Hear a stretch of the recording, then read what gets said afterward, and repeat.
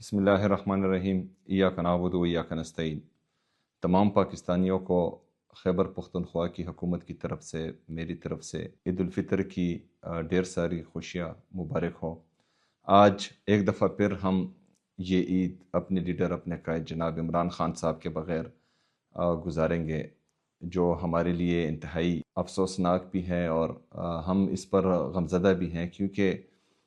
پاکستان میں واحد عمران خان صاحب ایک ایسی شخصیت ہے جس کو پورا پاکستان چاہتا ہے۔ وہ کروڑوں دلوں کی دھڑکن ہے، اور آج وہ ناحق قید میں ہیں، ان کی اہلیہ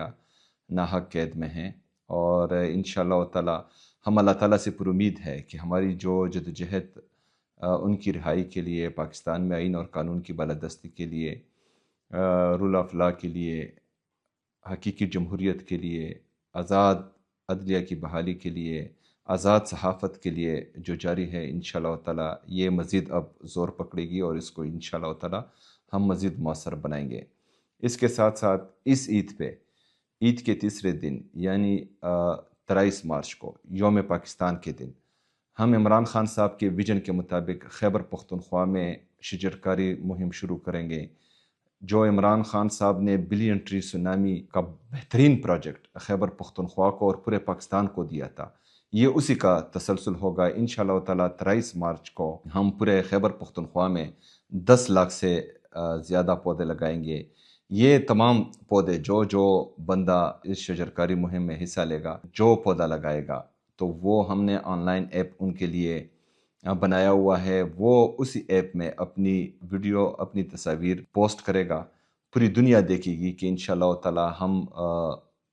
23 مارچ کو 10 لاکھ سے زیادہ پودے لگائیں گے۔ اور یہ تمام پاکستانیوں کے علم میں ہونا چاہیے کہ خیبر پختونخوا کا صوبہ پورے پاکستان کا 45% فارسٹ دے رہا ہے پورے پاکستان کو، اور ہمارا جو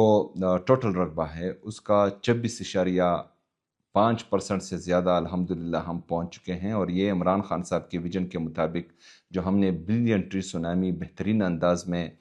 اس کا آغاز کیا تھا، پھر انجام پایا، تو یہ ہمارا